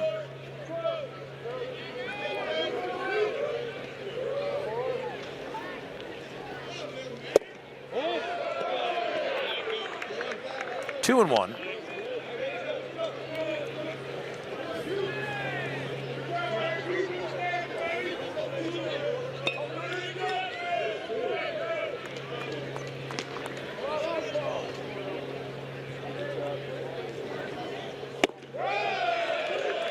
3-1.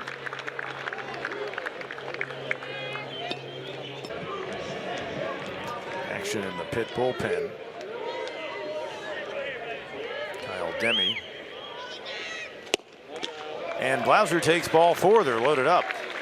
So we're at a stage in the game where if someone hits a gapper, this ball game could come to an end with the ACC run rule. 3-ball game. Jack Crichton stands in. Base hit here would bring the Tigers to the precipice of being able to run rule the Panthers here, and they would be one shy of the 10 you need through 7 innings for that ACC rule. 1-1. Got the win in their blowout victory on Wednesday against St. Bonaventure to Demme. His first victory of the year. He's pitched just 7 2/3 innings for them. Well, he's got a good arm. He's 95, 97. Making his 8th appearance of the season, a 15.26 ERA. 12 strikeouts, though, and 7 2/3, and we've seen strikeout stuff thrown to this point. Mathis at third, Rocky at second, and Blauser at first. Roll to the shortstop, Kendro. He'll go the short way. And the Tigers are retired. In the 7th inning, they'll give them 5 series wins in 6 so far this year in conference play. Reed out of Greenville. Greenville high alum. 2-0 the count on the lefty hitting left fielder, who's 1 for 3 in the game. Fogel saw a 12-game hitting streak end on Friday night. Taking inside, 3-0 the count. He had 2 hits in the first game of our twin bill.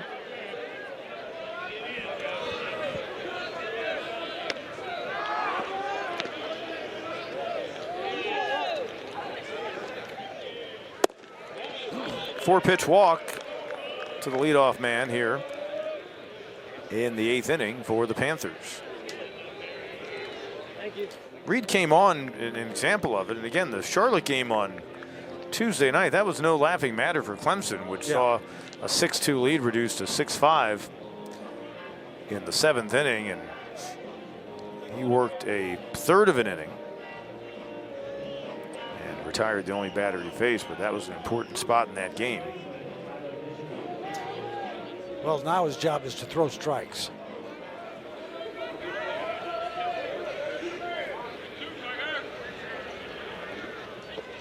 Third walk issued by Clemson pitching. Reed having a hard time locating here. Pischke 0 for 3.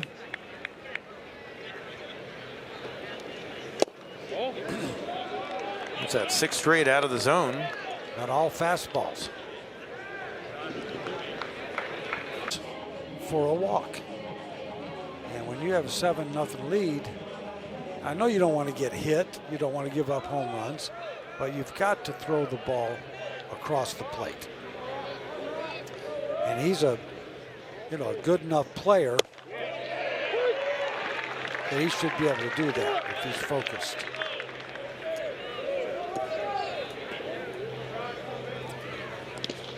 Pischke, a .309 batting average coming into the game.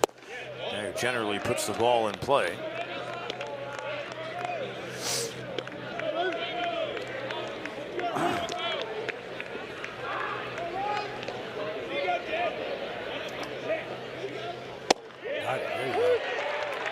Bottom of the zone, 2-2 the count.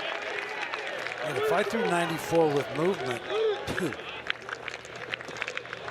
and of course, I can be harsh sometimes. I mean, he's trying to throw strikes. Fouled away.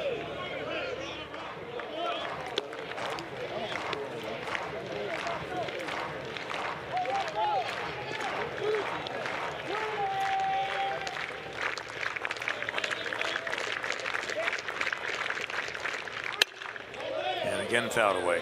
We've noted on the weekend, this is a guy who's on his 4th collegiate stop coming home to his hometown of Pittsburgh after playing at Kent State, Murray State, and the University of New Orleans. 3 of the 4 schools Ron wear blue and gold, and New Orleans wears blue and kind of a silver, so he's always worn blue That's been a consistent trait during his collegiate career, and now first and second.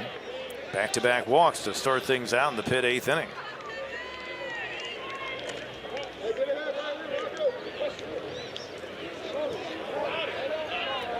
Of course, got 3 in the bottom of the 9th and the homer by Blake Wright, but didn't really seriously challenge the Panthers in that game. And so far the Panthers, well, they've had some traffic on the base pass, have yet to get a runner over to third base in this contest.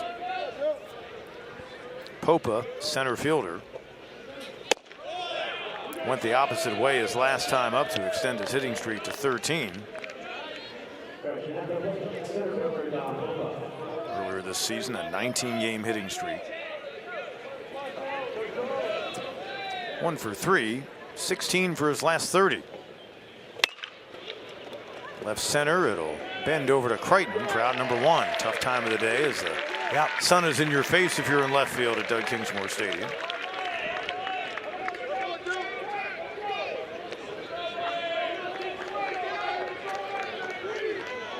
Crichton has really looked good today. Comfortable at the plate, stolen a base. As I recall last year, he got a bunch of starts in right field. Now Mathis came in and has done a great job there. Canarella holds down center, but again, Will Taylor is going to be out for at least a month with his wrist injury, so I think you're going to see him against left-handed pitching. Yeah, and if he's hitting well enough in whatever opportunities he gets against righties, he can hit his way into more of a regular role. Of course, Tristan Becerra has done a nice job of the bat from the left side of the plate, has been getting some starts there. Funk 0 for 2 with a walk.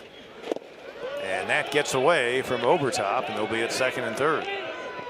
First time today in game number 2. The Panthers had 2 men in scoring position in the same inning. Tried to spike to slider. Obertop unable to snag it. Go as a wild pitch. Panthers have not been shut out this year.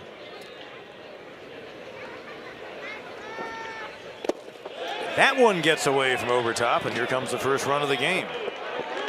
Back-to-back wild pitches delivered by Allen. And it's 7-1.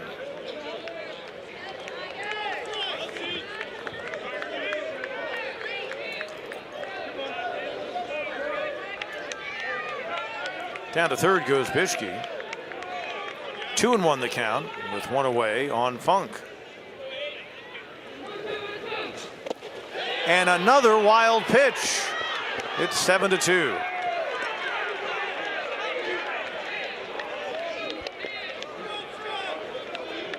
Now frustrating times for Joe Allen. They hoping they could bring him in, throw strikes.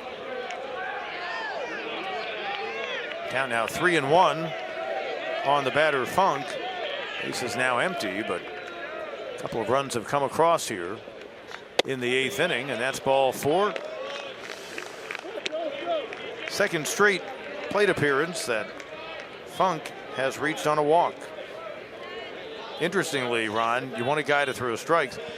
Funk is their leader in strikeouts this year. So that's the kind of guy you probably wanted to try to attack. No doubt. Get a second out in the inning, but a 1-out base runner with 2 runs in.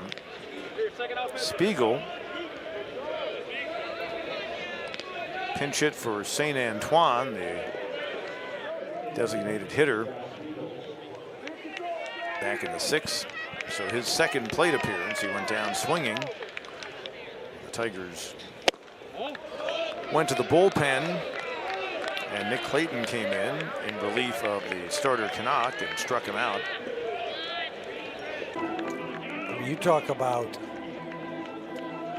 a gift of 2 runs. Both guys get on by walks.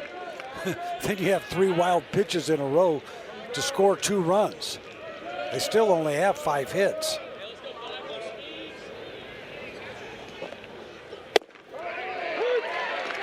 Taking strike 1 to even the count.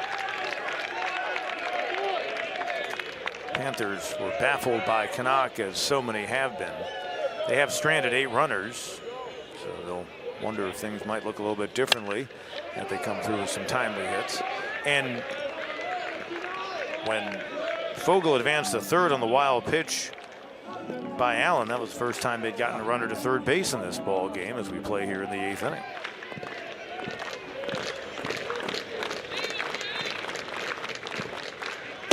Off speed, called, strike 3. What a nice pitch by Allen. And it's out number 2. 10 strikeouts by Clemson pitching. Well, just caught the inside corner. I like what Overtop did there. Let that ball get deep. If you've got a pitch that's coming from off of the plate over the plate, you let the ball get really good, really deep. It looks better to the umpire. If it's on the plate and breaking off, then you want to go get it early, catch it early. Allen adding an 11th strikeout by the Tigers staff today. 4th pitcher and the 2nd used in this inning. High and tight to Kendro. 2-0 the count. 8th place hitter in their order, 0 for 3 in the ball game. 1 for 11 in the series. 2-1, ball catches the outside corner. Well, you can see the little movement on the fastball from Joe Allen at 90, 91 miles an hour. Again. Of course, we were impressed with the bullpen work of guys like Jacob McGovern and Chance Fitzgerald, Nathan Dvorsky. They were outstanding. Out of the bullpen for the Tigers in game 1. Got him to reach, wave and a miss. Back-to-back strikeouts in an inning in 5-run lead as they come to bat here in the home 8th inning. Top of the order, Cam Canarella. Taking a first pitch ball from Kyle Demme.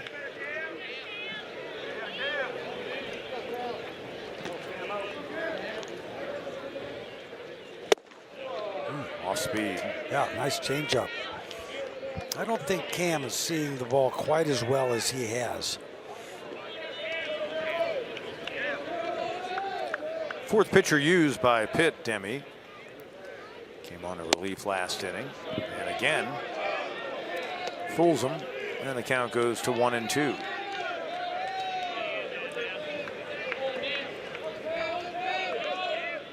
Demme got the final out of the 7th inning. Fouled the other way. Bases loaded situation in which Jack Crichton had a chance to get a 4th hit in the ball game for him, and the Tigers, had they been able to cash in with that bases loaded situation, could have ended this game on the ACC run rule. Instead, a 5-run game with 1 out now in the home 8th. 3rd time in this game that Canarella goes down on strikes, first time looking. Very, very unusual. Over 5 in the nightcap. Given the opportunity to get up that many times, Canarella rarely goes without a hit. Yeah, very unusual. And he's hard on himself. Purify, a sacrifice fly, his last time up now. 22 batted in on the year. 0 for 3 after a nice piece of work of hitting in the opening game for a doubleheader. He was 3 for 4. Yeah. That's 5 hits in the series and 10 at bats. Did a nice job at his last at bat to get the ball into the outfield with a runner at 3rd and less than 2 outs.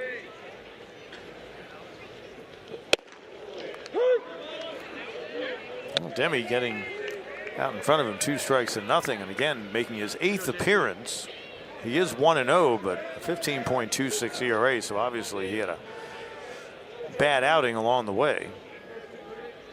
Pitched 7 2/3 innings. And now 8 2/3. Recorded a 3rd straight out since coming on last inning. Another off-speed pitch. Well located. Boys still playing wall ball. Blake Wright 3 runs scored, on base 3 of the 4 times he's been up. Has a single, a double, and he crushes that one way back into left and gone. Second home run of the doubleheader for Wright. Number 16 on the year.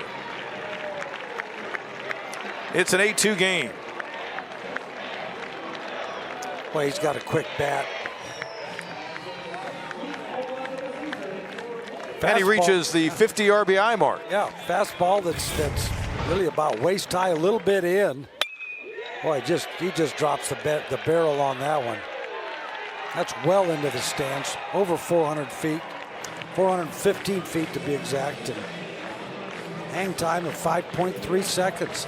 That's kind of like you playing basketball, isn't it? Didn't you have some serious hang time? The rainbow shot was mine, yeah. So assuming the Tigers are able to close out this game and Wright doesn't get up again, he will end up a triple shy of the cycle. Ooh, good call. And a double and a homer. 16 bombs, 50 batted in. Well in front of the team leading the RBIs. He's watched Jimmy Obertop this weekend kind of creep up on him in the home run category. Obertop now standing in. Boy, he's maybe thinking 3 homer game. A couple of 2 home run efforts this weekend against Pitt, giving him 13 on the year, 30 batted in. You know, Wright, that was a pitch that was 95 miles an hour. Inner third, but it was waist high, and he just really short swing, dropped the barrel on it, and got his front foot down. Hands were supported by his lower half. 4th home run allowed by Demi in 8 2/3. Obertop launching one. That's high and deep to right. And it's gone. A 3-homer game for Jimmy Obertop.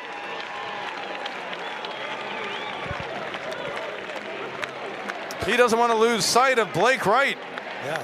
14th of the year for the Tiger catcher. Boy, if you look at this pitch, it is just right down the middle, waist high, 94 miles an hour, but doesn't matter how hard you throw it, you locate it there against a guy that's swinging that well. I love him going the other way like that. That was into the wind a little bit too. You know, when you bat behind Blake Wright, you lose an opportunity a lot of times to have men on base. Yeah. So it's funny, the 2 homers last night were both solos.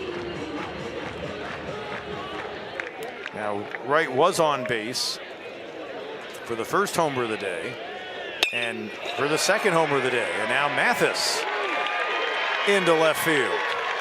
Pope will run it down, but not before Alden Mathis pulls into second base with his second double of the game. A 9-2 Clemson lead. Well, Clemson quickly responds, as we said they often do. After giving up some runs in the top of the inning, they bounce right back.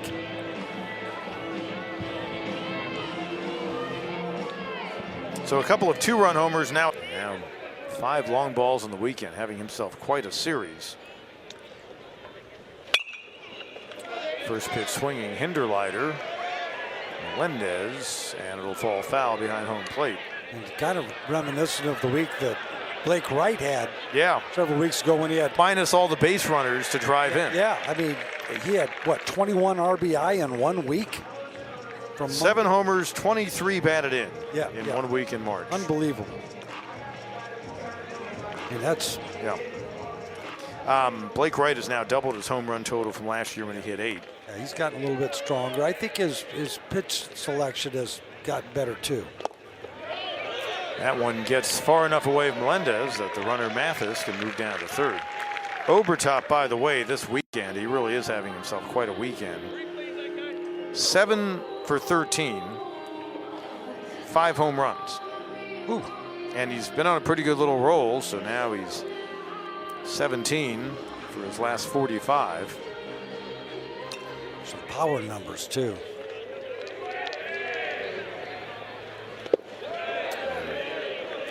Having a hard time finding the catcher's mitt.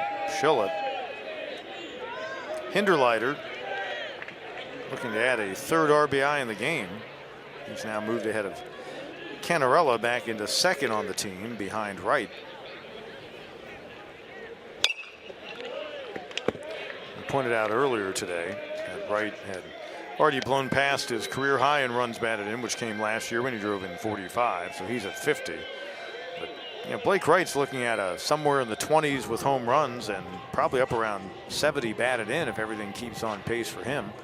And a season that'll have a lot of comparable numbers to it that Max Wagner had playing third for the Tigers just 2 years ago. Wagner, I think, ended up with 27 home runs that year, but that was as good of a season as I've seen a Clemson third baseman have since Khalil Green earlier this century. Every time I hear that name, I kind of shiver. He did a lot of damage to a lot of folks wearing a Clemson uniform. Hinderleiter with a ball well hit. Funk back on it, and just at the edge of the terrace makes the catch. Out number 3, but the Tigers, West Virginia, their rival, back on the schedule again. They had a battle against them earlier this week before falling 6-3. In fact, after this series, they will face Notre Dame, Florida State, and Miami in the month of May. Joe Allen coming out there and going to show that he can be efficient after some bumps in the road when he came on in relief in the 8th. Off speed, 3-pitch strikeout. Of Keaton Burrows. He goes down for a second time today. Dozen strikeouts for a Clemson pitching staff that last night had 13. Good looking pitch right at the bottom of the strike zone. When you're down 9-2 with 2 strikes, I mean, the umpires, they get hungry too. Canwell, first baseman, leadoff hitter. He's been on base 3 times in the game, a couple of hits.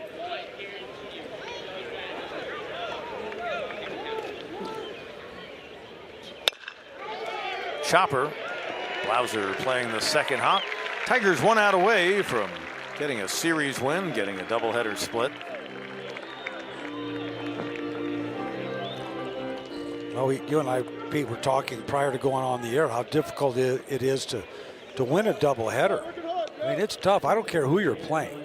It's really hard, and I think this, after winning last night, in what was a good ball game, you come out here, and I'm not sure that I saw the fire that we've seen in this second game. And I think it started when I really noticed it when Blake Wright ran so hard down the line on that routine ground ball.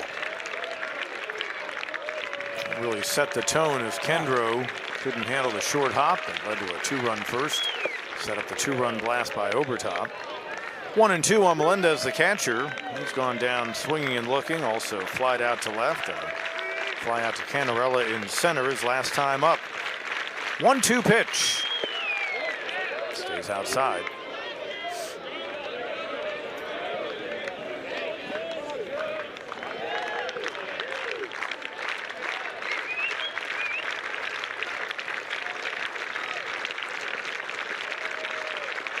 Two.